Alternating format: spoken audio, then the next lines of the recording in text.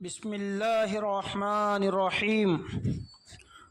آپ کو معلوم ہے کہ کام چوری نوکری کے اندر برابر کام نہ کرنا، ڈیوٹی کے اندر برابر ڈیوٹی انجام نہ دینے سے کیا لاگو پڑتا ہے؟ کیا وہ کمائی حرام کی ہے کہ حلال کی؟ تو ہماری اس کلپ کو غور سے سنیے، ہماری اس چینل کو سبسکرائب، لائک اور شیئر ضرور کرتے جائیں، اور ایک میٹھا سا پیارا سا کمنٹ بھی ضرور کریں۔ آج سنیے کہ مذہب اسلام نے جو حضرات نوکری کرتے ہیں، ملازمت کرتے ہیں، کسی سرکاری ڈیوٹی اور نوکری کرتے ہیں، اور پھر اس کے اندر کام چوری کرتے ہیں، جو وقت نوکری کے اندر ملازمت کے اندر لگا ہوا ہے وہ برابر انجام نہیں دیتے، تو مذہب اسلام اس بارے میں کیا کہتا ہے؟ بہت ہی اہم اور بہت ہی مہتو اس آڈیو بیان کی ہے، اس کو دھیان سے سنیں اور اپنے عمل میں لاویں۔ قرآن کریم میں کہتا ہے، اعوذ باللہ من الشیطان الرجیم، بسم اللہ الرحمن الرحیم، ویل للمطففین الذین اذا اکتالوا علی الناس یستوفون وَإِذَا قَالُوهُمْ أَوْ وَزَنُوهُمْ يُخْسِرُونَ۔ یہ قرآن کریم کے اندر ہے، جس کا ترجمہ یہ ہے کہ ناپ تول میں کمی کرنے والوں کے لیے بڑی خرابی ہے۔ جو ناپ تول میں کمی کرتے ہیں ان کے لیے بڑی ہلاکتی بربادی ہے۔ ان کی حالت ایسی ہے کہ جب لوگوں سے خود کوئی چیز ناپ کر لیتے ہیں تو پوری بھر کر لیتے ہیں، یعنی اس سامنے سے لی ہوئی چیز پوری لیتے ہیں، اور جب ان لوگوں کو دوسروں کو کوئی چیز دیتے ہیں ناپ کر وزن کر کے، تو گھٹا کر کمی کر کر وہ چیز دیتے ہیں۔ تو ایسے لوگوں کے لیے قرآن کہتا ہے کہ بڑی خرابی ہے، بڑی ہلاکتی بربادی ہے۔ اب ہم اپنے زمانے کے ان حضرات سے جو نوکریاں کرتے ہیں، جو کسی سرکاری ڈیوٹی انجام دیتے ہیں، اس کے اندر کس طرح سے ناپ تول کے اندر کمی ہوگی اور کس طرح سے اس میں ودھارا گھٹاڑا ہوگا، کمی بیشی ہوگی، اس کی چند صورتیں ہم آپ کو بتلاتے ہیں۔ ہم تمام مسلمانان برادران سے کہتے ہیں، اپنے اس ناپاک حرکت سے اور حرام کی کمائی سے توبہ کریں۔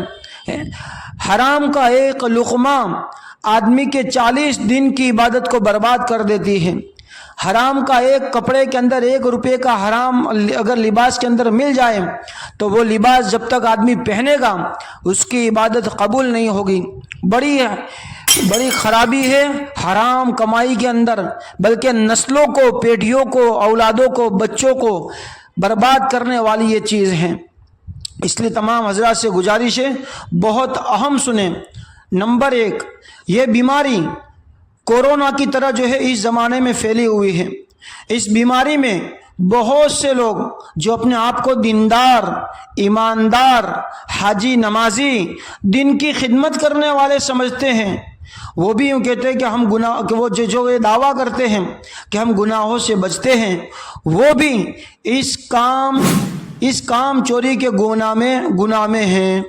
اس گناہ کو گناہ ہی نہیں سمجھتے، بلکہ بعض لوگ بڑے فخر کے ساتھ کہتے ہیں، آپس میں، آفس میں ہم جب چاہے چلے جائیں اور جب چاہے آ جائیں، ہمیں کوئی پوچھ نہیں سکتا۔ کیا کہتے ہیں وہ ڈیوٹی کرنے والے، نوکری کرنے والے، کہ آفس میں ہم جب چاہے چلے جائیں، جب چاہے آ جائیں، نہ جائیں تو بھی ہمیں کوئی پوچھنے والا نہیں ہے۔